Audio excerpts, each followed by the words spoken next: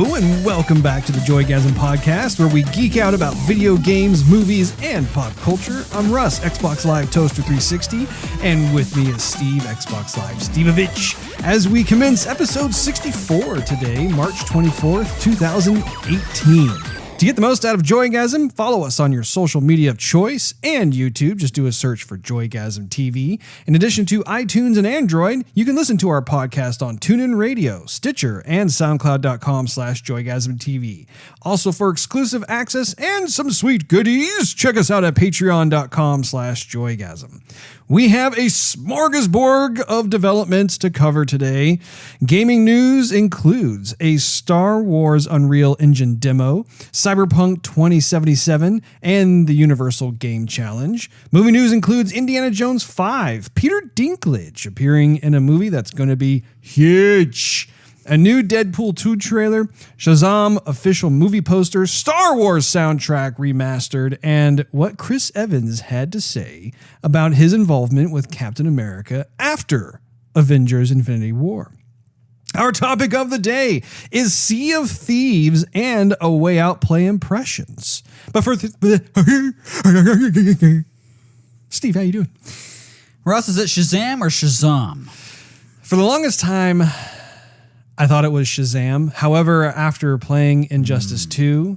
Shazam! Exactly. When he says it in there, I have a feeling that the good folks at NetherRealm Studios did their due diligence with DC and probably made sure that whatever the superhero had to say was correct. So henceforth, I shall be referring to that muscular man as Shazam. Not Shazam, but it probably goes back and forth. Yeah. So how you doing? Well, currently, Russ, my ears aren't as sweaty since we're trying a little something new here. Oh, yeah. You know, well, that's good. We're earphoneless, so I don't hear you echoing in my noodle. That's true. Normally, I like having it the other way around.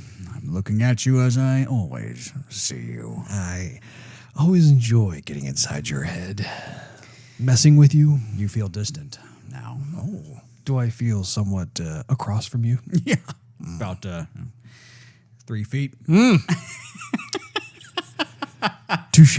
Indeed. So, what have you been up to?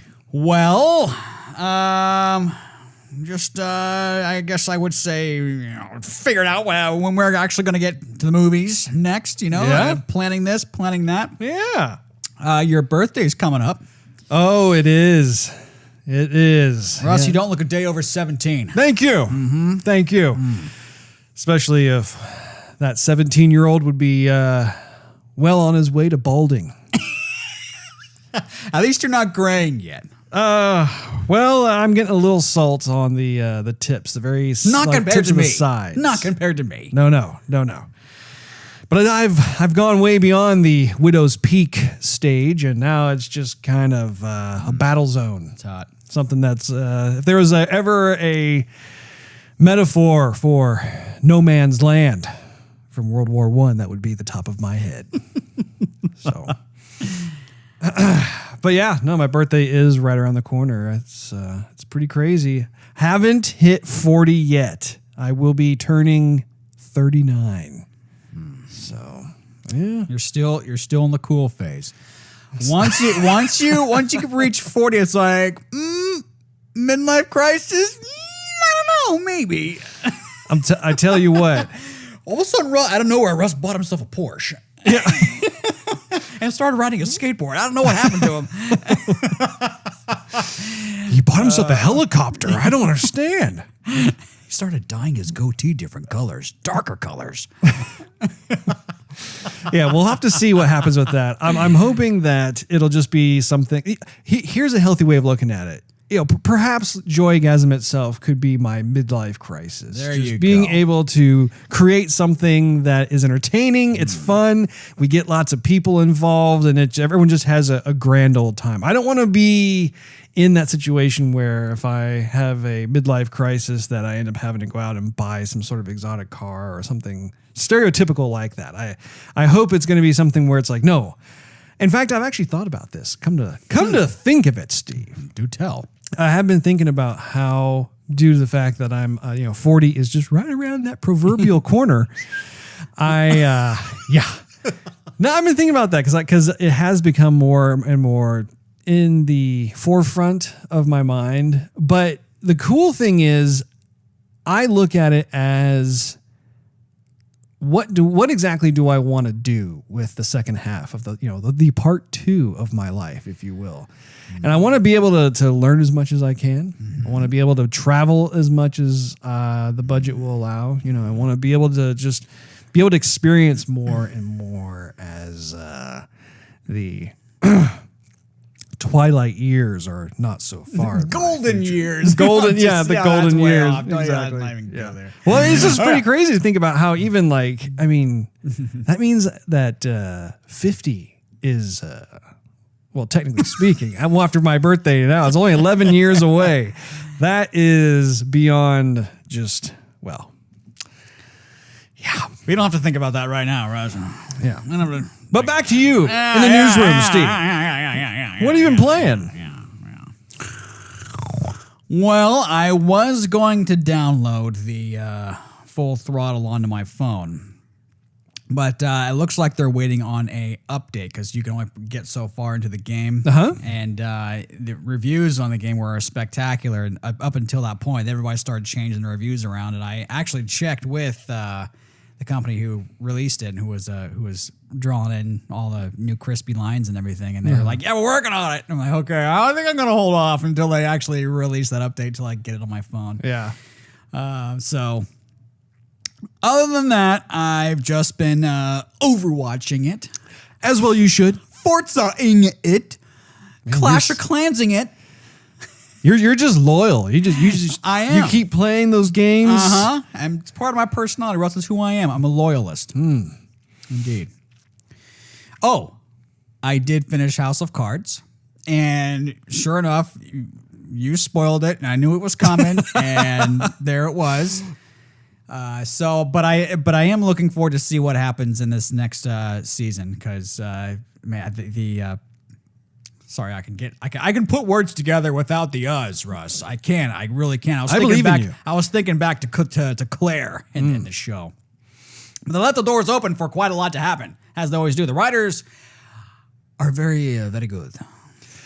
They are. And that's actually, now you are officially ahead of me because I have not watched that particular season. That's on my to-watch list. I'm glad that you said that, actually, because maybe I can try and get that started next week. Yeah. I'm thinking about actually taking some time off from the old day job. Maybe take a week off or something. Get caught up on some of this much watch. Have a staycation? Yeah.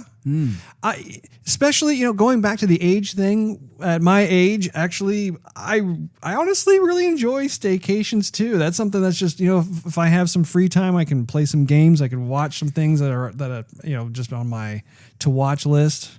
I'm happy. I started thinking to the midlife crisis thing again. Yeah. And then I thought, no, cars aren't really your dealio, but then speakers might be. I might walk in here one day and this whole place be totally decked out like, whoa, I was just here last night. It was bare walls. And now all of a sudden this place looks better than Cinemark. You're like, you see, Steve? You see what I did? This is awesome. There's nothing wrong. I figure why wait. It was just 25,000, not 27. It was 25,000. Oh my goodness. Want some popcorn? Huh? How about a hot dog? I got them both right over here. Ballparks. Yeah. Anything else? Nah. I think that's it, Russ. How about you? So, as you're well aware, I've been putting in my time with Overwatch, and I gotta say, and you're already aware of this, but I got to tell the Joygasm listeners out there, I'm getting a little frustrated with the competitive play because I'm in kind of a stagnation where I'm just, it's the whole win some, lose some. And as a result, my overall score, it's constantly fluctuating between 1,500 and 1,550. It's like we'll win a couple and I'll be making my way out of the pit that is the Silver League. Win a couple, lose a few. Win a couple, lose a few. Yeah, pretty much. So I'm hoping that I can just claw my way out. I know you actually end up placing for season 9 that you got up a little bit higher than I did. I think you were in the 1700s or something. I was. My actual career high was 1999. And believe me, when I got that, I felt like partying like it's 1999. There you go. But no, ever since that time, I think that the players in Overwatch have just continued to get better and better. That's typically what happens with a lot of the Blizzard games, is like you'll just have players that's all they play is they'll only play StarCraft, or they'll only play Warcraft or Diablo or whatever it is, but they just continue to get better and better. And I'm hoping that they don't get so good that suddenly folks like me, where like I don't have hours upon hours to play the game, like I won't be an old relic. Well, I think that's where the rank is, because those people will start to get into the silver class, gold class, platinum class, and then we're just never going to be there. Let's just face it. I'm going to stay positive. That's what I'm going to do, Steve. Okay, you do that. If I can hit gold, I'll be very happy. And I realize that there are several classes above gold, but if I can get that, that's going to be a milestone. I look forward to it. There you go. And people who I've watched on YouTube who are just super good at the game, they have actually talked about how frustrating it is when you're in the copper class and the silver tier, just because you don't have people who necessarily work together as a team. You'll see times when that will happen, but it's not the rule. It's more of the exception. And so it can be tough to like kind of claw your way out of there, but we're going to get there, Steve. Indeed. We're going to get there. I hope so. Now, I wanted to make sure you were aware that I have also bought you and I. It's going to be a bro date to go see the Avengers Infinity War. Only it won't be on Thursday, April 26th. We are going to go Friday, April 27th. Just because I looked and it's sold out Man. for Thursday. So no dice. No dice. But the good news is that the very next day we'll be able to go, and it shall be a day long remembered. At this point, I'm going to write off cinema if that movie is no good. Which I think it's going to be the complete opposite. I think it's going to be fantastic. I think we'll have to do some Facebook living right there. We might have to grab one of our people sitting next to us and be like, "Hey, Yeah. what up, man? You excited for this? You want to do a Facebook Live? Yeah, bro. Let's do it." Yeah. Who are you? Why is your arm around me? Yeah. No. Okay, here we go. Facebook Live. And let's go. You want to take a selfie? You want to take a selfie, bro? You get maced. Ah, right in the mouth. I thought I was Banaka. So, in addition to that, of course, been playing Sea of Thieves, which I'm gonna stave off from giving too many details at this point in time, since that's part of our topic of the day, as well as A Way Out. I decided to buy the Xbox Game Pass, and if you recall, that's the subscription model that they released, and it's really cool in terms of the fact that it essentially I think it's like $10 a month. And I think it equates out to basically as if you were to buy 2 games a year, which is pretty cool, because if you think about in terms of the first party titles, Microsoft tends to release like between 2 and 3 first party titles a year. Yeah, sure. So, I mean, it basically pays for itself. It's like, okay, well, I know they're going to come out. Might as well just do it that way. Plus, you get all the different first-party titles for both Xbox One and Xbox 360. So I think there's probably a handful of titles out there that I have not played. It kind of got by me, and I can play them for free now. I'm sure you'd have to get an extra hard drive, because I probably couldn't do it. I only have the what came with the system. I'll have to take a look. I'm not exactly sure. I know I think the external hard drive I got for my Xbox One is like an 8 terabyte external drive. So. I have one. No. I have 500 gigs. I have half a tera. Steve, it's time that we get you upgraded. Mm-hmm. You know, I think you're overdue, especially considering the fact that there's going to be many more games on the horizon. Okay. And I don't think you want to uninstall what you already have. Right. Now, I have also continued watching season 1 of The Sopranos. That's right. And so I've been enjoying that. Right. My discs were a piece of junk. I have to upgrade. So What was with that? No clue. I don't know. I should probably just get the Blu-ray and be done with it. Be done with the DVDs. Yeah. It's kind of becoming a thing of the past anyway. You need to. Right. Of course, I say that now, and then if you would get the Blu-rays, then at that point, then those will be a thing of the past because they'll go to 4K and then 5K and then 8K. You know what? You know what we got to do? If we ever have another giveaway, I can give away my seasons of The Sopranos. Hey, does anybody want my regular 720 by 480 DVD resolution? Hey, people still buy DVDs, especially when they're signed by Stevovich. Yeah. Okay. Sure. You never know. There's probably someone out there will probably. Hey, why not?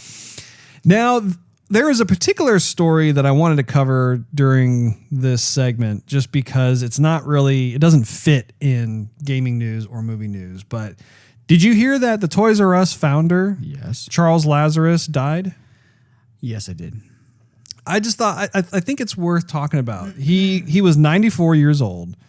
He opened the first location in Maryland back in 1957. And I actually saw this on IGN. Brian Barnett reported that when he was a child, Lazarus helped his father repair broken bicycles and sell them. And then later, when he took over his father's shop, he began to sell baby furniture before switching to selling toys. Originally, the store was called Children's Supermart. But when he expanded and opened the first toy-specific location in Maryland, he changed the name to Toys R Us. That's quite the name change. Yeah, I could just see him going, there's something about... Yeah, this sounds awfully generic. Yeah, Children's Supermart. No. It doesn't sound fun. It doesn't. And it sounds kind of funny to actually say this, but... For some reason, seeing Toys R Us close its doors and fold up, it seems un-American. It's just the weirdest thing because you and I grew up back in the 80s and that was like the mecca for kids, Right. like the place to go. There was no internet. There were no smartphones, smart devices, nothing. There was no Amazon. I mean, like it was all brick and mortar style places of business that you would go to make your purchases. And Toys R Us was the place. I mean, that was the place where if your parents agreed to take you there, you were in hog heaven. It was just amazing to be able to walk in there as a child and just be completely blown away by just, and you think about it too, back in the day, like Costco wasn't around. You didn't have Walmart and Target as prominent as they are today. And really, in a lot of locations, they didn't have any different buildings set up to be able to do shopping and whatnot. So really, like your one-stop shop for dedicated toys, in addition to like KB and those types of places. But Toys R Us was like the big 500-pound gorilla in the room. And the only place you can buy Big League Chew chewing gum. Well, I think there are places like Kmart that you could buy that. I never saw it at Kmart. I always defaulted Toys R Us for Big League Chew. Oh my gosh. No, but that was the place of choice for us to get our Sega Genesis games and our Sega Master System games and our Sega Game Gear games. That's right. And the Sega Game Gear itself. I remember walking over to that one row. I remember distinctly like how we have to walk into the Toys R Us that was in our neck of the woods. We had to make a right. It was on the far right side of the building, and then it was almost like diagonal right. And then the games they had were behind the plexiglass. Do you remember that? Actually, I think they had to come unlock it. You picked That's out right. a flyer, and then you're like, hey, Hey, excuse me, can I get this game? Yeah, sure, kid. all those people, all the employees looked like they hated working there, though. I always had such a blast going in there as a kid, but I remember everyone's face. No one looked like they had a good time working. I don't know if it was just our Toys R Us or what, but yeah, I mean, I can see how they would just be irritable especially by the end of the day. I mean, they're getting pestered and accosted by children all over the place, and parents that just have that crazed, deranged look in their eye because they're trying to find like that one toy that was big. Or they're just trying to entertain their kids for the time being until they get home. Yeah. But I mean, I without getting too just depressing with this story, though, I can't help but wonder if his death had to do with the fact that he saw that his baby essentially was coming to a close. I mean, that can take a toll on a person. I mean, yeah, maybe it's coincidence that he was 94 years old, but I also think too that just when you have someone who starts out a passion, an idea of sorts, and they're able to have it flourish and expand and just have families all over just absolutely love what they're seeing and the experiences, and all of a sudden have that come to a close. I don't know. I hope I'm wrong, but I just I don't know. For nothing else, I just want to give a posthumous thank you because Toys R Us was a big part of my life, and it was a big part of your life. It's very sweet, Russ. It's very sweet. So anyway, You want a tissue? No. You want some milk and cookies? You want to take a nap for a couple minutes and come back to the show? No, Okay. no, I'm good. All right, let's get into some gaming news here. To kick things off, the Unreal Engine has this brand new update where it can show off reflections in real time, and it also involves ray tracing. Have you seen this? I have not.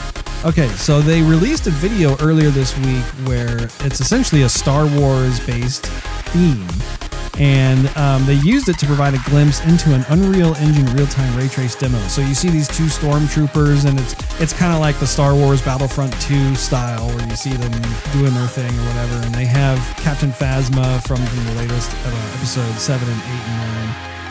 And essentially, it's showing how in the latest patch for the Unreal Engine, they can actually have reflections, like they go through like an elevator and they see like different types of lights that are passing by, and you can see how it's reflecting on all their armor and the weaponry and even the floors. And if you think about it, it actually makes a lot of sense just because in the Death Star, just about every surface is reflective. And so they want to show off just how articulate and just accurate the reflections are, whether it's coming from the ceiling lights or it's coming from just any kind of ambient lighting in general. So I'm excited because those types of things were only really available for 3D pre-rendered sequences. Like for me, if I were to go into Maya or 3D Studio Max, those would be some of the render settings that I would have to choose in order to get just super accurate lighting and reflections, that sort of thing. So I'm telling you, I think when the next gen systems come out, I think that there's a very high probability that we'll be able to see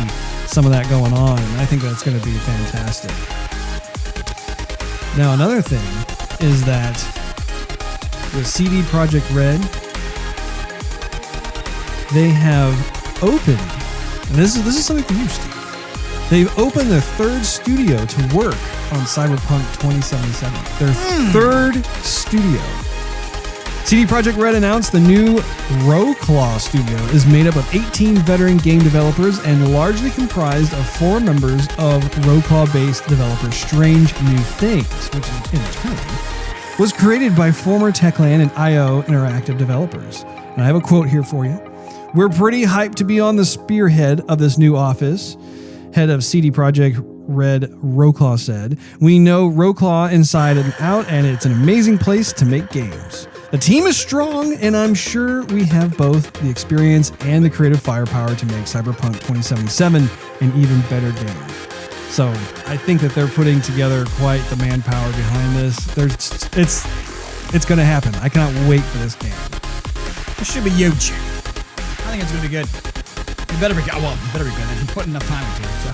Do you think that they're going to have a reveal trailer of the game at this year's E3? I think they gotta. They've been keeping their lips pretty tight about it for quite a long time. There's little to no gameplay footage out there. Little to no facts. Little to no. Well, there's no actual gameplay footage. Like they've only been releasing certain teaser trailers that have pre-rendered cinematics. Right. And stuff Well, on them. I found they listed something on like a first-person view, only like a few seconds. Oh, really? Yeah.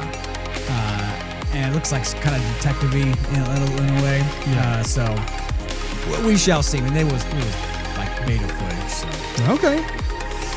Competition lets devs make games based on franchises like Back to the Future and Jaws. Shabana Arif reports Unity has teamed up with Universal Pictures for the Universal Game Dev Challenge, announced at GDC 2018 this week.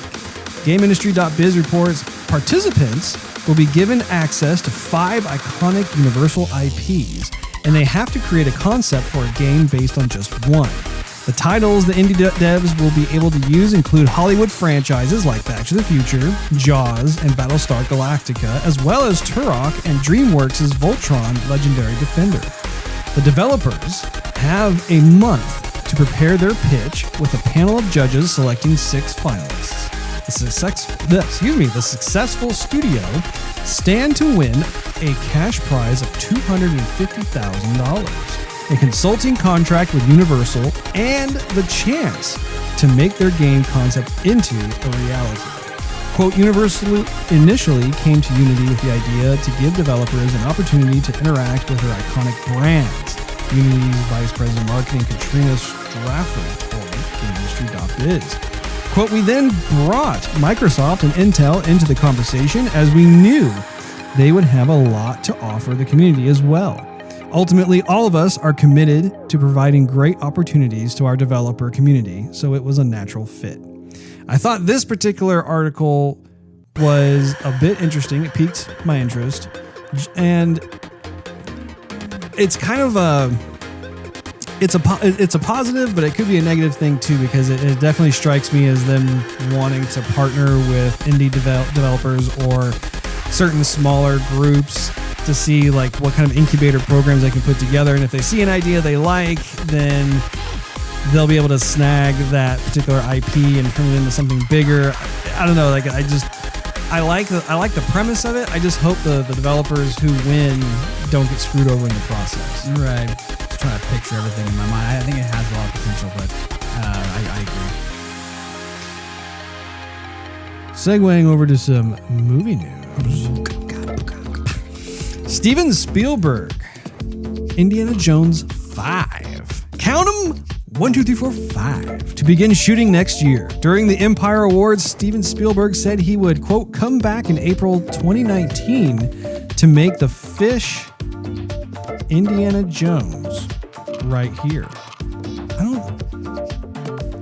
I think that I have a typo here. I think it's the 5th Indiana Jones. But yeah, I would hope it wouldn't be like some Finding Nemo Indiana Jones, Russ. No. It's come back in April 2019 to make the 5th Indiana Jones movie right here, meaning the UK, of course. Now, a little tidbit that I thought was fun was that I always get his name wrong. John Rhys Davies? Sure, Russ. Anyway, he was the one from the original Indiana Jones trilogy, you know, the bigger guy. He was the one who played Gimli. You're right. Yeah. He reportedly said that he would love to work on the film. So I don't know, whatever that's worth. It's not confirmed, but I, for one, would love to see him come back in just because I consider him part of the Indiana Jones family. Of course. Even he really made a large contribution to the persona of the Indiana Jones franchise. I just don't want him to be CG. It's part of the reason why I have yet to watch The Crystal Skull. Because of the CG. You're not missing much with the Crystal Skull. I didn't think so. Yeah, while it is nice to see old Harrison, just donning the duds, the fedora, the whip, all that. Not to mention the fact that the same punching sounds are back. They had some of the best punching sounds. But yeah. Avengers Infinity War poster confirms that Peter Dinklage is in the film. I am a big Peter Dinklage fan, and looking at the cast credits at the bottom, you will see his name listed. Now, it's not known which character he will play. People are kind of going back and forth on that, but I'm here to tell you, Steve. Seeing Peter Dinklage added to the roster of the already impressive cast puts a smile on my face. Steam in your stride. Absolutely. Now, going back to Shazam, DC Shazam official logo revealed. I don't know if you've seen this or not, but Warner Brothers and DC revealed the official logo for the upcoming Shazam film, and surprise, Steve, it looks really close to what the actual logo of Shazam looks like. Oh, They had to make some 3D tech, so it does look slightly different, but it's basically Shazam. Yeah. Shazam! Shazam. Tomato. We'll find out soon enough. Now, the original 6 Star Wars soundtracks are going to get remastered. John Williams' original 6 Star Wars soundtracks are currently available to pre-order and will be re-released on Star Wars Day, May 4th. They will come on CDs and feature new artwork and a collectible mini poster. You know, CDs. I wonder why I remember they came out with a Super Audio CD back like 2005-ish, 2003.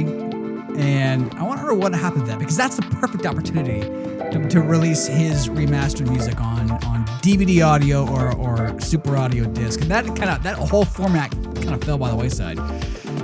I have no idea. I'd love to pick it up. It's a on good Super question. Audio, indeed. Certain popular compositions were retouched, including Imperial March and Duel of the Fates. I hope that it gets John Williams a seal of approval on there. Hopefully he has creative control over that. I'd hate to see these remastered editions Be modified by Ryan Johnson? yeah. I'm sorry. I'm probably the only one who thought that was funny. Bitter Oh laugh. no, there are many other people who would be inclined to agree with you. Now, Chris Evans expects Avengers 4 to be his last MCU movie. Might And be it- dying. What's that? They might be dying. In an interview with the New York Times, Evans revealed he expects to not be renewing his contract with Marvel Studios and will be finished playing Captain America after next year's 4th Avengers movie. Captain America. And he says, quote, "You want to get off the train before they push you off," Evans said. Just like they did with Bucky. So we'll have to see what happens with that. At least based off of this particular article, we know that he's alive until the next Avengers movie, because, it's a two-parter. So Right. we were going back and forth. Okay, so is he going to kick the bucket this time or not?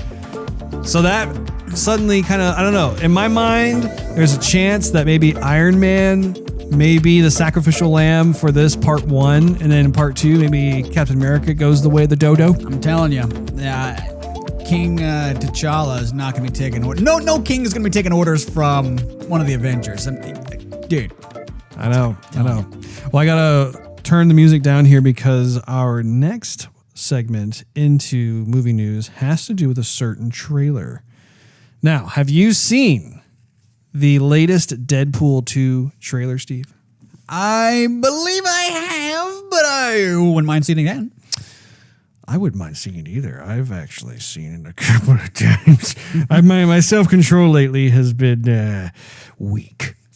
So now there are 2 versions. I just want to have a disclaimer before we actually start watching this. Mm-hmm. The more memorable version of this trailer is actually a Red Band trailer. But since we have certain listeners who may be a little bit younger, we're going to go with the non-Red Band trailer. So for those of you who want the full Deadpool experience, you can head on to YouTube, give it a look-see. It's pretty awesome. But this one's good as well. So let's check it out.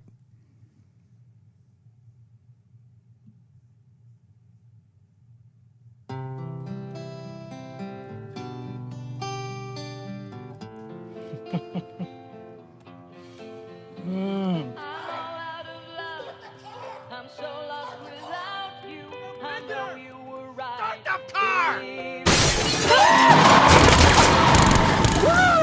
Oh, you're living the dreams, DP. Yeah. Devil may care attitude.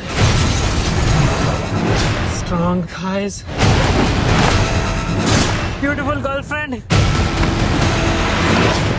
Sorry I'm late. I was rounding up all the gluten in the world and launching into space where it can't not hurt us ever again. Kiss me like you miss me, Red.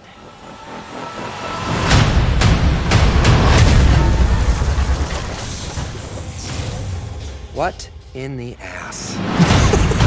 My name's Cable. I'm here for the kid. What? The kid? Move or die.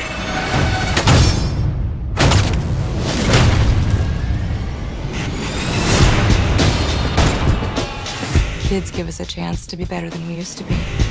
He needs you.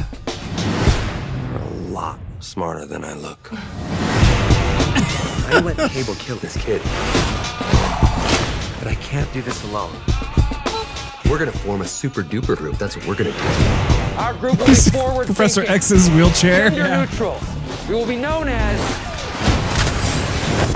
X-Force. Isn't that a little derivative? You're absolutely right. Now, cue the music. Don't call it a comeback. I've been here for years, rocking my fears, putting suckers to fear. Seeing the tears rain down like a monsoon. Listen to my bass go. Tell me they got that in slow motion. Doing the right thing is messy. But if you want to fight for what's right, sometimes you have to fight dirty. That is why the man bun is just a millennial mullet. Oh, God, I wish I finished college. It lives up to the hype, plus. They probably won't even make it 3. Yeah, why would they? Stop it, 2. You killed it. That's a good song too. It is, yeah. It is a really good song. Perfect for that movie. And again, if you watch the Red Band trailer, it's even better. Like just a lot of the lines were a little too harsh for the typical Right. movie trailer watching folk. That's the superhero movie that's not for the kids, Russ. That's very true. It's very true. But I mean, he's the merc with the mouth, right? I mean, that's all a part of who he is. That's part of his dirty charm. You know, the actor, who I can't think of his name because I'm terrible at names, but he is also playing Thanos. He's the voice of Thanos. He is. That's Yeah. right. Yeah, absolutely. He also has another movie coming out. It's Sicario 2. Sicario 2. I don't think I've heard of that. You haven't. What's you it haven't about? seen it. That's more of like a Mexican cartel. Really? Shoot him up. Benicio del Toro, isn't it? I'll have to check that out. Wow. All right, Steve, you know what time it is? That's right. The topic of the day.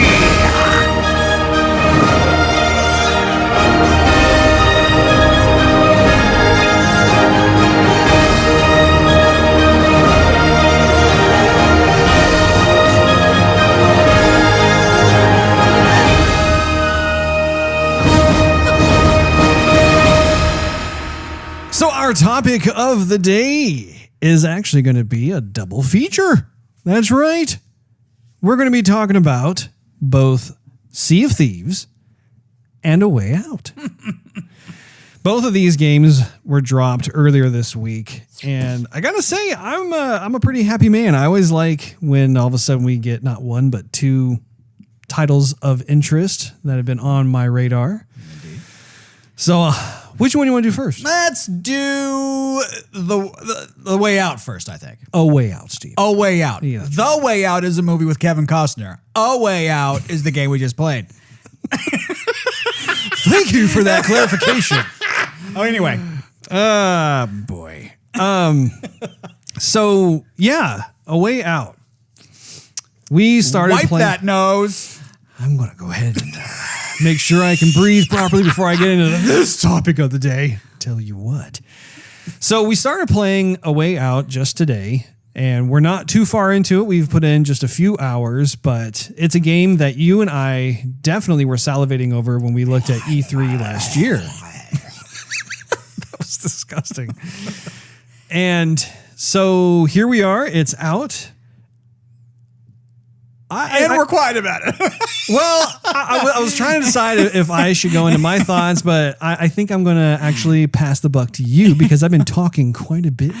It's out and yeah. And that's it. Moving on to the next one. So what exactly is your first impression of I the like game? it. You like it? I like it, Russ. Steve likes it. I think it's it's not going to be good to play on Twitch. I will say that because if people, it's a little slow pace. Mm-hmm. It's a little deep. And I think if people on Twitch, I think they want a little more fast action kind of gameplay, which this is not. Right. So, but for you and me, I think it'll be good. I think this is a type of game that you and I have been waiting for a long time. We have. Just from an old school style of playing right next to each other, that has really become a rarity of sorts, just because with how far the online maturity of multiplayer has come, it's just, you don't really get too many options or opportunities really to actually have more of that localized co-op type of play. I mean, yeah, you'll have a game here and there that comes out every once in a great while, but by and large, it's just the multiplayer thing. And I'm not dogging the multiplayer experience at all. I think it's a fantastic point that we as a gaming community have reached, but there's still a separation. Yeah, it's different having sitting next to somebody on the couch and still playing the game. Yeah. However, I will say that I think I'm going to take back my Twitch comment, because when we're sitting next to each other on the couch, I can tell you, okay, someone's coming, look out, okay. But however, if I'm away from you and I'm telling you what to do over the thing, and I can't Just see your face and I can't see your screen, so I can't, because right now it's split right with us on the same console. I think it'll be a little more interesting because people are going to be able to hear our reactions and me telling you what to do and not yet, bro. Yeah. I think that'd be pretty entertaining. Well, and I think that you touch on something important with this game, is that like just the small amount of time that we have played, we were looking toward each other, trying to coordinate whatever our next move was going to be. It wasn't just us talking, but I think it would still work. And I'm actually really happy to say that A Way Out supports both local co-op play as well as online play. Right. So that's a big thumbs up from me in order for that to work. And I'm curious to see how that'll work out in terms of when you and I give that a shot. Right. I do think that that'll be fun as well, but I do think that the sweet spot, and this is really what the director of the game was talking about at last year's E3, which is just they designed this game with having someone sitting next to you playing in mind. Like that was their kind of go-to, was one of their pillars of the game itself. And you can tell, like, as you're playing the game, what is super cool is just having someone physically sit next to you while you're playing the game, and really like how they have created this unique screen experience where it's a split screen game, but the way that they have injected the cinematics, where it's almost like this kind of subtle nudging, if you will, where certain items of importance or plot progression, whatever it is, I absolutely love how the screen will go from being like 50-50 to all of a sudden like a certain side will then start to push over, and you'll get kind of 2/3 will be of one player's screen versus 1/3 on the other side. And it's cool because it introduces a bit of a graphic novel, comic book style framing into it, but it's not limited to just that. I think what's also super cool is just it just really immerses you as a player. I don't know, like it's you could tell that this is a story driven game, and I don't know, like it creates a more lively, organic sensation for me as I'm playing the game. Like it's just, oh man, something else is happening, and like literally it'll be a positive distraction where like I'll stop walking on my side of the screen to see what's going on your side of the screen, and then of course they'll have moments where like the screen will come together so it's full frame, and then we'll be able to kind of help each other out and see what's going on. Which if we do it online, I think it's full screen for both. I don't think it's gonna be split screen anymore, so that means you're not gonna be able to do that. You're just gonna have to trust that I'm doing what I'm supposed to be doing. Absolutely. And that is a really good point, which is it goes back to the whole idea, the whole notion that they want to have, ideally speaking, have your buddy playing right next to you, because you do get a really unique experience. It's, talking about it right now, I think, honestly, I'm anticipating that I'll be playing through the game at least 2 times. One, to be able to play with you physically in the same room so we can get that type of on-screen experience, and then play through it again to get that constant full screen experience. I would see that this game would completely be something that we could do. Have you noticed the audio gets lower when, like for example, if I'm doing something not important, like I'm just trying to distract somebody, right? And you're trying to get an item, it'll my question to distract whoever it is not so important as it is listening to you, listening for your proper moment to escape or grab something or whatever and whatnot. I don't know. I keyed on that. I thought it's kind of cool. Well, it's smart. I mean, it's clever design when you think about it, where they're beginning to push the envelope again as it applies to storytelling. Right. And I really appreciate that, because I feel as though when it comes to storytelling, there really haven't been as many forward leaps in terms of, okay, how can we go about telling a story in a way that isn't traditional? Not that anything's wrong with the traditional approach to storytelling, but just I think when it comes to a video game opens the door to all these different possibilities as to how you want to tell a story. In fact, Quantum Break, which is a game I played for the Xbox One, they also really pushed the envelope in terms of exposition as well, just because you were swapping back and forth between playing the protagonist and the antagonist and then making decisions that would ultimately impact how the story progresses through the game. I mean, that's another game that I need to replay through, because I beat it once based off of certain decisions I made, and then it left the door wide open to see, oh my gosh, like what else could I see in terms of like how this story arc would be from a trajectory standpoint. I really found myself appreciating what was done with that game. And this game takes its own approach, and it's not as, again, this is just based off the few hours that we played, but it doesn't strike me as we have to, or we've come across any type of choice in the storytelling itself, where, if you go left versus right, what's going to happen, that sort of thing. Not to say it doesn't exist. Maybe it does in the game. I don't know. Yeah. I have one concern with it, which is after we're done playing with it, I don't know if we'd ever go back to it. Because unless it's extremely long, like there's a lot going on there, and we think, let's go through it again. It might be fun. I think it's going to be very linear, and there's not going to be like a couple of different choices you can do besides saying different stuff to different people. So after we were done playing with it, it might just go on the shelf, unless there's some DLC that comes out. Yeah, I don't foresee this to be a title that will have a lot of replayability to it, but that's okay. There are titles out there that maybe I only play once or twice and that's it. And there are other games that are more specifically designed for replayability, and that's okay. I mean, for me, you know me. I am a sucker. No, who are you again? I just come here and talk to you once a week. You invite me into your house, and every once in a while you give me some food. Actually, I keep trying to escape. Yeah. A way out. I'm looking for a way out. Yeah. But that's okay, just in terms of the story-driven game is one that I've always celebrated. Like, if you can give me a compelling story that I'll always remember, and it just, man, that was like a good crazy. book. Exactly. Exactly. It's just, thank you. It's just it's a good book. It's a good read, and it's something that will stick with me for a long time. Hey, that's perfectly fine. And really what we've seen so far with this game does exactly that. I mean, I'm digging so far I want to go what back to has it, been going on. for sure. I can't wait to play more of it. And I think it's great too how my understanding is that the developer of this game is a newcomer. I don't think they've really done anything else as big as this. And I think, if I remember correctly, didn't they come from some sort of EA incubation program? Right. Yeah, they did. Okay.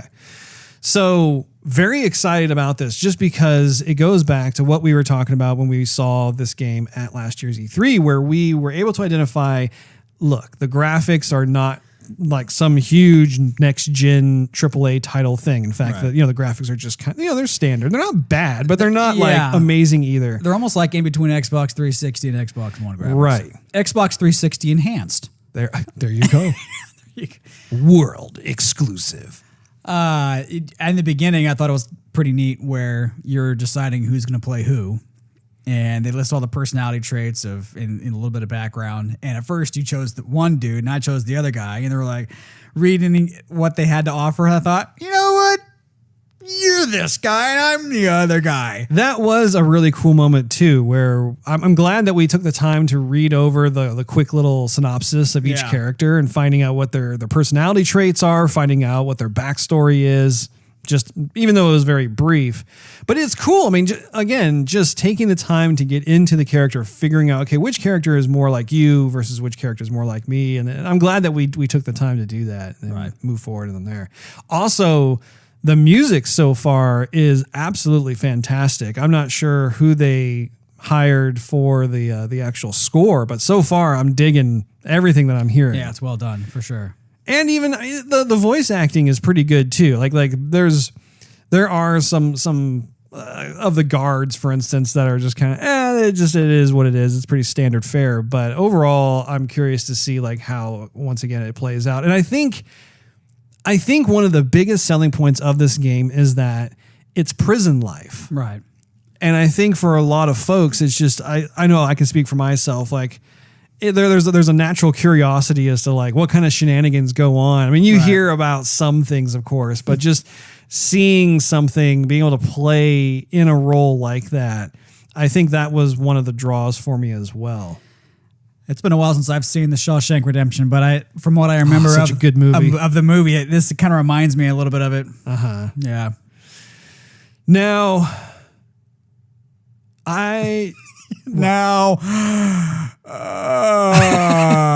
you're just merciless. Say something. He's picking on me as I go into my brain fart situation. Do you have any other comments about A Way Out? No, I can't wait to get back to it, actually. Yeah, I actually look forward to playing it as well. And I'm glad that is a game that just for you and I specifically, right? I think we're going to have a blast playing. Like that's totally up our alley. We should pop some popcorn, I think. That's the game where you should have some popcorn. And yeah. The gameplay mixed with the cinematics. Right. Yeah. No, well, I think we're going to have a grand time. And we'll have to circle back around on the Joygasm podcast once we beat it. Yeah. And be able to give some final thoughts on it. Now, the other game that came out is Sea of Thieves. Now, the other game. I wonder what Steve thinks of this game. So this is a game that I bought. You have not purchased it. No. I'm planning on actually getting it for you because I do want you to actually play with me on this particular title. Sea of Thieves is the first original Rare title to come out in quite some time. And this is actually, I want to be able to start off with this particular comment. Once Microsoft bought Rare, I was surprised at how they really didn't have Rare working on any kind of original IP. That everything that they were doing were kind of remastered editions of previous Rare IPs. And so I was looking forward to this particular title just because I mean, Rare is a very respected developer in the community. They've made quite a few games that have been celebrated over the decades. Which is rare. Indeed. And I think that pun was intended. I couldn't pass it up. No. So I have played it only a couple of times, but I have put in quite a few hours. I would say I'm about 6 or 7 hours into the game. 6 or 72 hours, yeah. 72. No. But so first impressions for me, from a graphical standpoint, and really, you know what, let me back up a little bit. Okay. I would say overall it's a mix. Yeah, I'm going to say this. So far, it's a mixed bag for me. Yes. And it applies everywhere. Right. It's just I think there are things in the game that work incredibly well. There is. And I think there are other parts of the game that are shortcomings, that are not thought all the way through. Yes, there are. So when I think of the graphics, there are certain aspects to the graphics that are phenomenal. The water is one of the big stars of the show. The best so far that I've seen. Yes. I will say it. You could tell that they really took the time to put TLC into this water. It's seriously some of the best oceanic water I've ever seen. And it's not just on the surface. If you like jump in the water and you look back up towards the stars, it looks all, watery, like if you were going to do it. Or if a wave goes by in the middle of the ocean, you can see the roll. I've seen tons of nature. Who hasn't seen tons of nature shows underwater? Yeah. Or underwater nature shows. So I love watching nature shows underwater.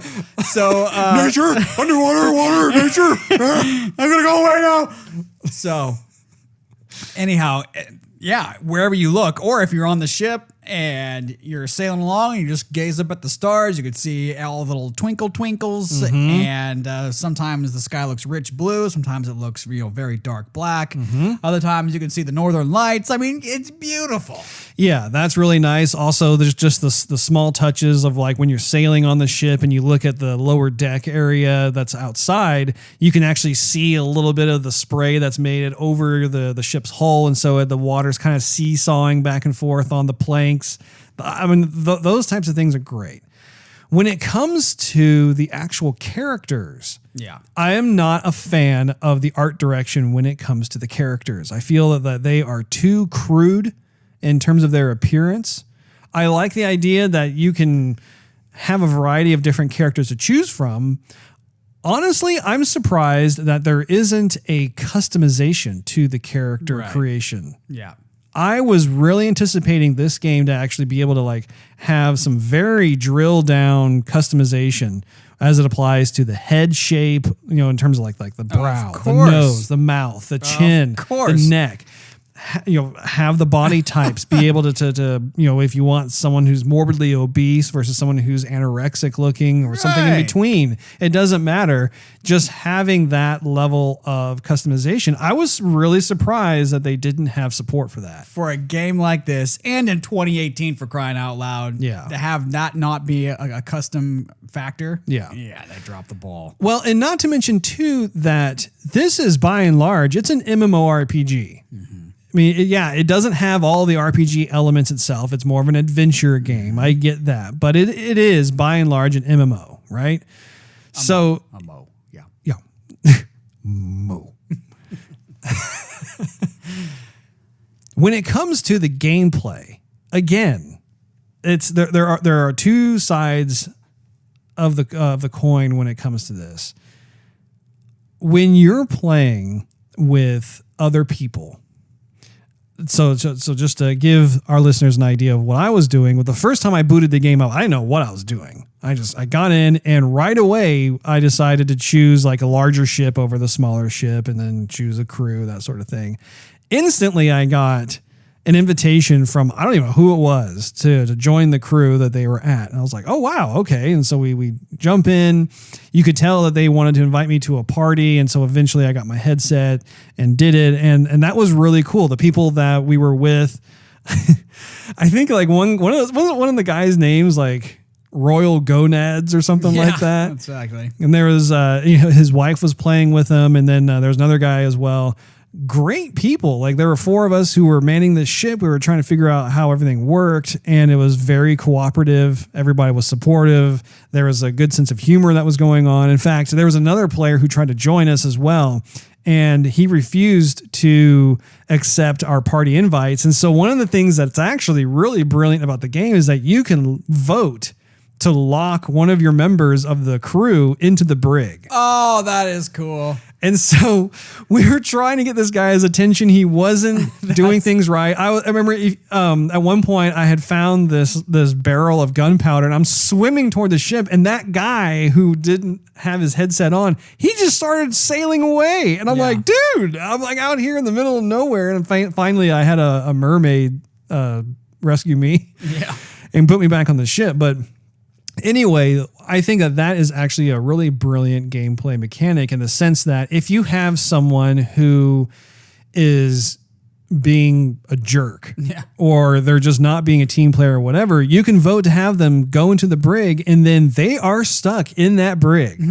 until one of two things happens. Either the crew will then vote to have him come back out so that he can be released from the brig, or he's just going to have to exit the game. That's funny. But what's crazy is like for us, it was kind of messed up, but we had him in the brig and he was trying to get out. He was trying to use the kind of the basic forms of communication that the game offers, kind of the wheelhouse of ahoy and hey, what's going on here?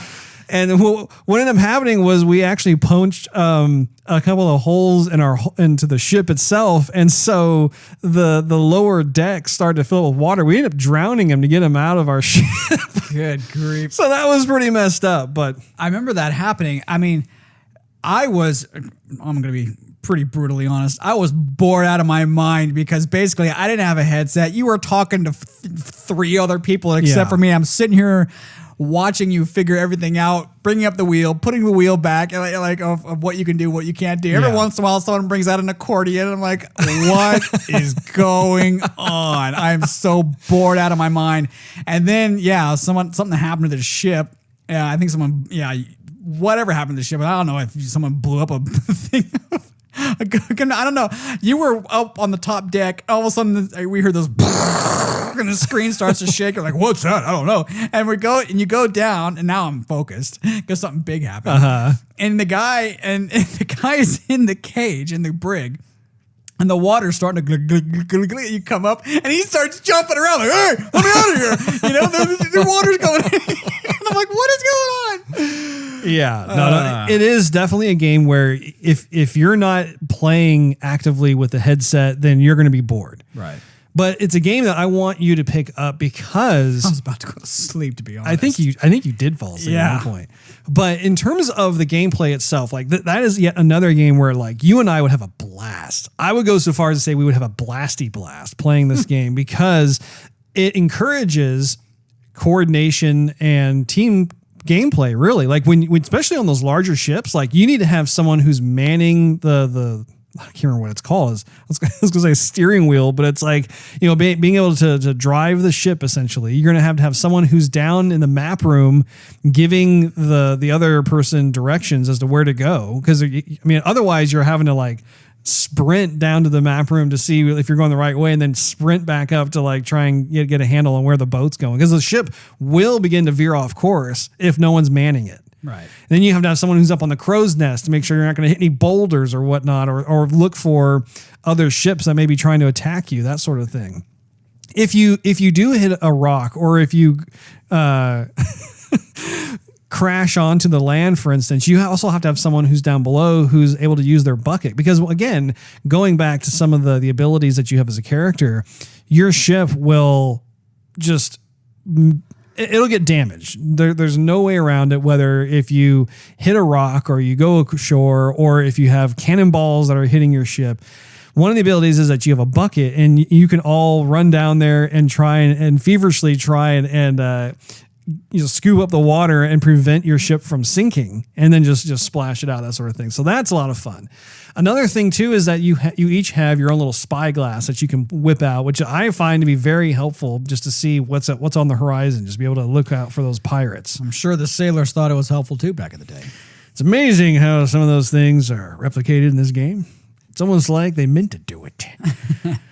But there are a lot of other abilities in there as well. Now, here's where the mixed bag comes in. So I like that part of it is great. Like when you're playing with the game, the part that gets irritating for me is the combat.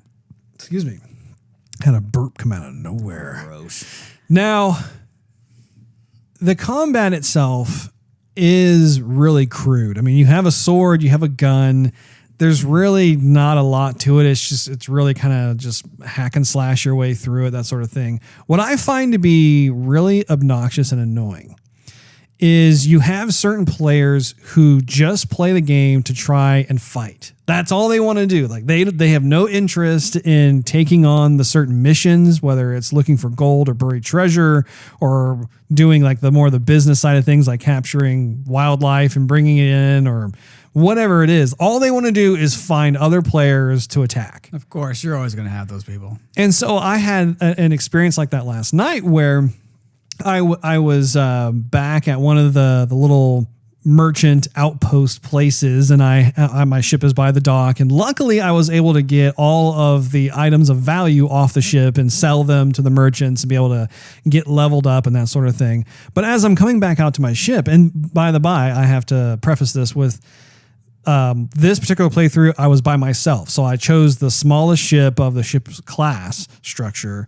and I didn't have anybody with me. And these two guys actually followed me. I was actually at a different part of the whole world map, and they tried to get me back then, and I escaped. I actually was able to get past them and thought, okay, well, I don't have to deal with that because that was pretty far away. They ended up just tracking me all the way back to this place and then proceeded to cannonball the crap out of my ship and kill me over and over and over again. Like, it was the most just irritating thing because here I am where like... It was probably the guy that you locked in the brig.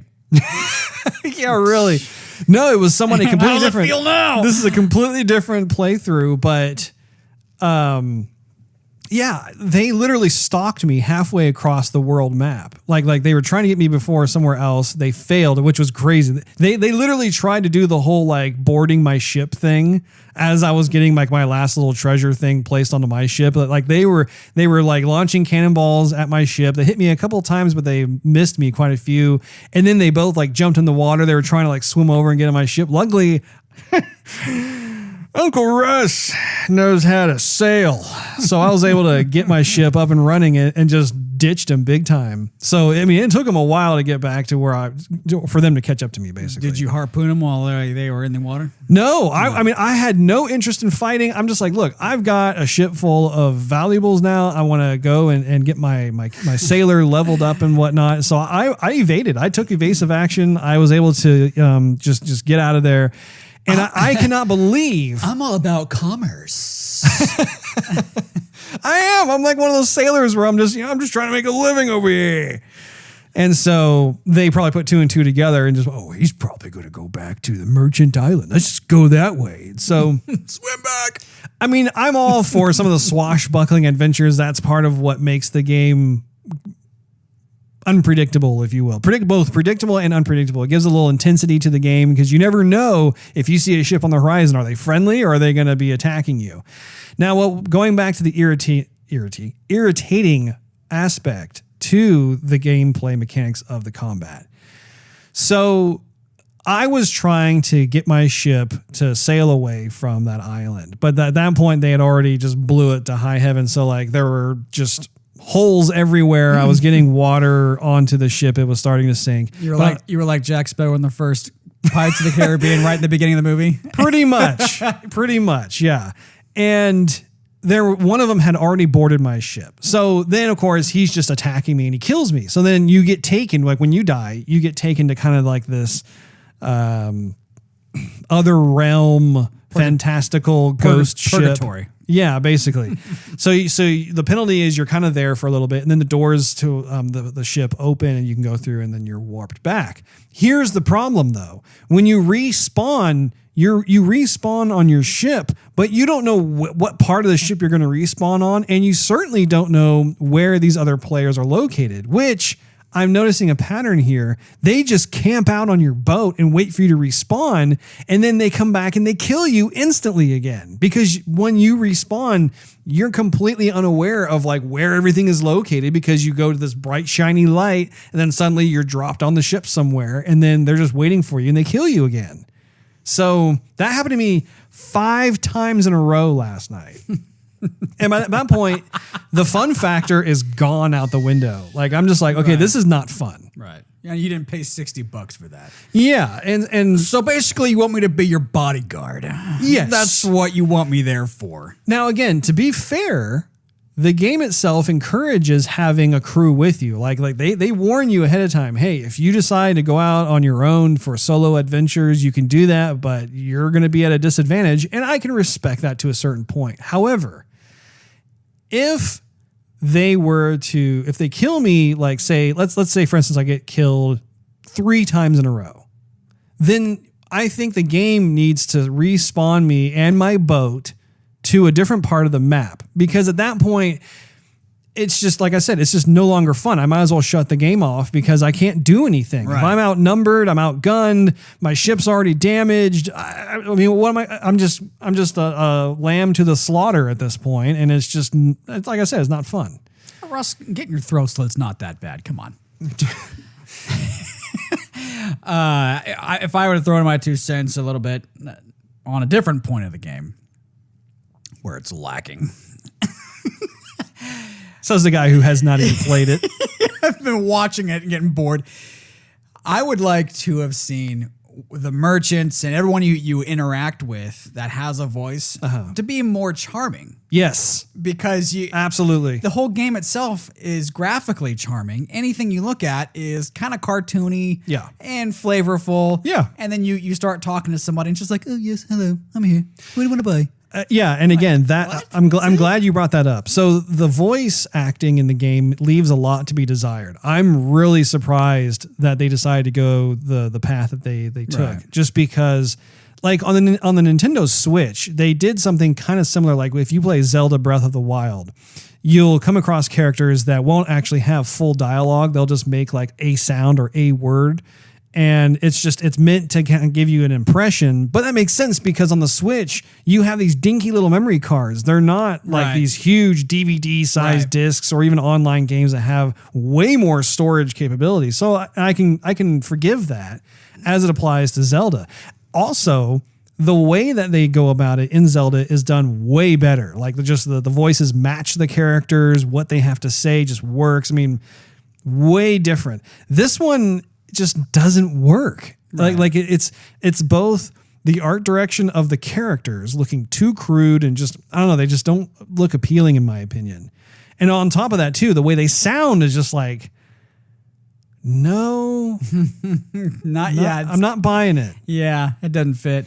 I hope later on also there's other stuff you can buy, like if you want to play a different instrument or a different tone. Yes. Because you start playing the same song again and again and again. Now and there then are different songs. Like as you're playing the game, if you decided to bust out one of the instruments, they do have a variety of different types of songs that will play. It's kind of like a randomizer thing. Okay.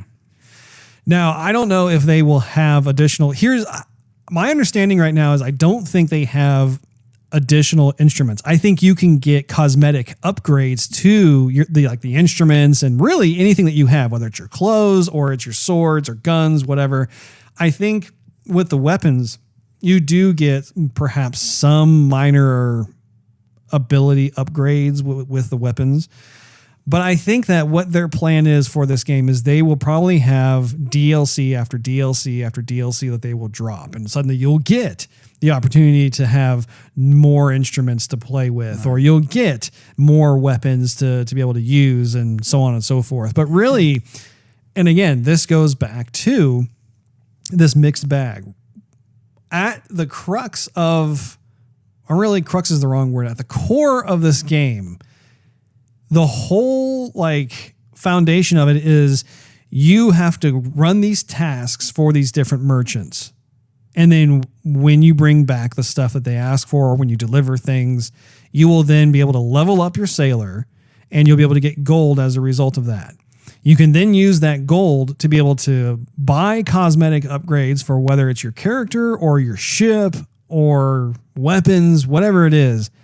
And then you rinse and repeat that over and over and over and over and over again. I don't like that. I like the fact that if that was just a facet or a part of the game, then fine. That's totally fine. I can go out and I can do things. And it is fun to be able to go out and it is really fun to like find that treasure chest. Like when you're shoveling around stuff and all of a sudden you hit it and you're like, oh, it is really fun. like the little 9-year-old in me comes out. It's like, whoa, that was really fun. And also too, like just when you were watching me play recently, like just going around hunting for chickens and being able to grab a chicken and just seeing kind of going back to the whole character thing, like that chicken in the cage is so charming, like seeing its head poke out and look at you and just some of the mannerisms and the way it sounds and whatnot.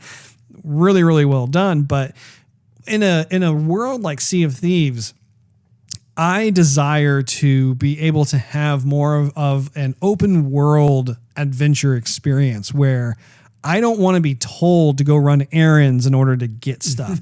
I want to be able to stumble upon stuff. Right. Like I want to be able to stumble upon like maybe an old treasure map somewhere, or stumble upon like, I don't know, a person, some sort of NPC character that needs help with something, or basically be able to go on these different types of unique adventures that are much more just real time, like as it's happening. And I think I'm sure there probably are certain types of events. Like I've heard like you can all of a sudden have the Kraken appear and attack your ship. Yeah. That is awesome. I haven't seen that yet, but I want to see more of it. And at this point I've put in about, I'd say 10 hours worth of play. And again, there are things I like about it, but I'm also starting to see the limitations of it. Like it's almost like Rare had this idea of this big open world type of approach, but they weren't exactly sure what they could do with it. Like, what is the purpose of it? You can do these things, but really, I don't know if they've had a chance to flesh out all the different components in order to make it more of that rich sailing pirate experience. It seems like it would get old pretty quick, as it stands right now. I mean, the only enemies I saw besides actual people are skeletons.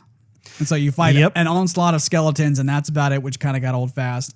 And then even as I'm watching you play it, you're going, okay, I'm just going to go find this chicken. I'm like, okay, that was like an hour to an hour and a half where we're going island to island. I'm just looking for one chicken. It's got to be white, and nothing else was happening during that time. So it is a little bit limited. It is a grind fest. It's designed to be a grind fest. And I think too, there is supposed to be some sort of in-game. Like you can level up your sailor up to, I don't know, level 47 or level 50, something like that. And then all of a sudden, I think there's supposed to be some sort of in-game. However, man, it is going to take a long time to get there. And my hope is that there will be more to the game. So we'll just have to wait and see. Like I said, I don't think it's a bad game by any stretch. I think that there are some really good aspects to the game. I really do love the whole concept of having like this like online community of being able to play within this type of oceanic adventure, and especially being able to team up and like you can have like, I think at least like 5 or 6 people, maybe even more. I don't even know, but like, especially for the larger ships. And when you're getting together with your buddies to play something like that kind of thing is just fun, because then you can kind of just tap into your inner pirate. I mean, I know for myself, I was starting to sing some of the Pirates of the Caribbean songs, and I was having fun kind of talking like a pirate sometimes. It's just fun. But I do think that if you take that component away, then you realize that they really put a lot of time into this. It's almost like a glorified chat room is what it is. But it gives you these fun little things to do as a result of it. I want to see more purpose. Like why are we here? What is it that we're trying to do? Exactly. And I think that actually causes me to think of one of my issues with all MMOs is they've fallen into this predictable pattern of, well, we need to have these errands that anybody can run. So regardless of who you are, you can take your ship or whatever it is, and you can go to these ports, these merchant ports, and then they'll have these little errands for you to run. You go run the errands, you come back, and then you gain experience, and you may get some trinkets or some items or whatever it is, and you rinse and repeat that ad nauseum. That's all that ever happens. And I really think that they need to go beyond that. I think there have been enough MMO titles now where they need to start really strategizing, okay, what else can we do to make this more of an immersive experience? Just my 2 cents. I'll pick up those 2 cents, Russ. Did you have any other comments about Sea of Thieves? Nah, that's about it. It's a charming.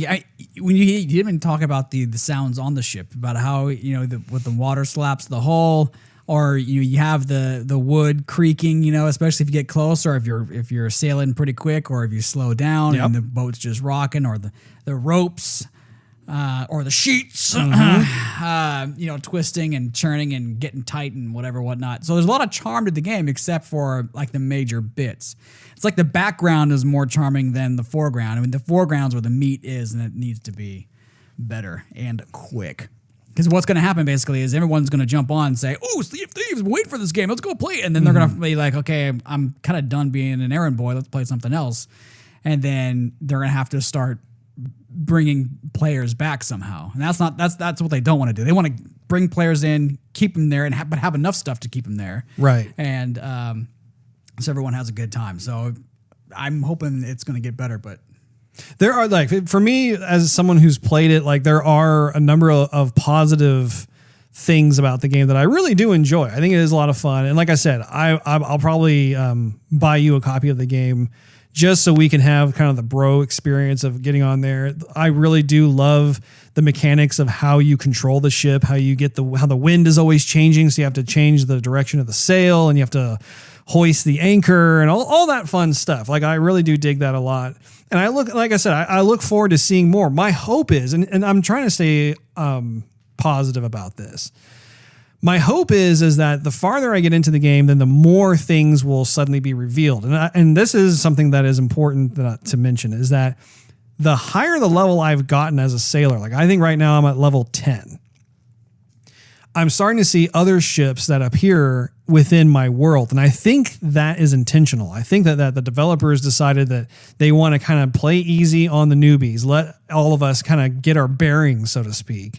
And then as we level up and you can tell that we're starting to get an idea of how this game works, then you start to bring in more players into these worlds. And so then at that point that you'll probably, maybe by the time I reach level 20, then there will be far more boats that are living in the same sea space as I am. And as a result, you're going to get a lot of different types of personalities. And at least that's what I hope. Because again, if everyone I come across just wants to try and sink my ship and kill me, it's like, gosh, that's so one dimensional. Like in a perfect world for something like this, I would love there to be a huge variety of different types of players out there. Some of which, maybe they want to be the bad pirates, but maybe there are other people out there too who just want to go on a swashbuckling adventure, be able to meet some other people, maybe perhaps even create alliances. I mean, how cool would it be if you could like create a fleet of ships? Sure, a whole guild. Yeah, create a guild where like all of a sudden, when you go out, you stick together as a group, you have like 5 or 6 ships together, and then all of a sudden, like the folks who want to try and mess with you suddenly have to deal with all of you. Right. So there are certain things like that again, I don't know if they have been worked into the game yet, if they exist or not, but these are things that I hope do. And even like when it comes to like the wildlife, like the only kind of wildlife I've seen in the water has been a shark. Like every once in a while, like I'll get attacked by a shark, which by the way, I'm very proud to say I survived. Yeah, there's not very many fish. I mean, there's some, but I remember telling you, I would love to see, like, as I'm sailing my ship, I would love to see some dolphins jump out of the water, or maybe like see a huge humpback whale's tail like go up and down, or maybe some flying fish. I want there to be more of that organic life, because the water itself, the ocean, has been really done well. I just want there to be more. Yeah. So I think about that wraps it up for this particular episode. Be sure to check out patreon.com/joygasm and subscribe to get the most out of the show. Also, you can follow us on social media and YouTube. Just do a search for Joygasm TV. In addition to iTunes and Android, you can listen to our podcast on TuneIn Radio, Stitcher, and SoundCloud.com/Joygasm TV. Last but not least, search Joygasm TV on Twitch to see us stream our gaming adventures live every Wednesday night at 9:30 p.m. Central Time. Until next time, folks, keep your ships well scrubbed. And bon voyage!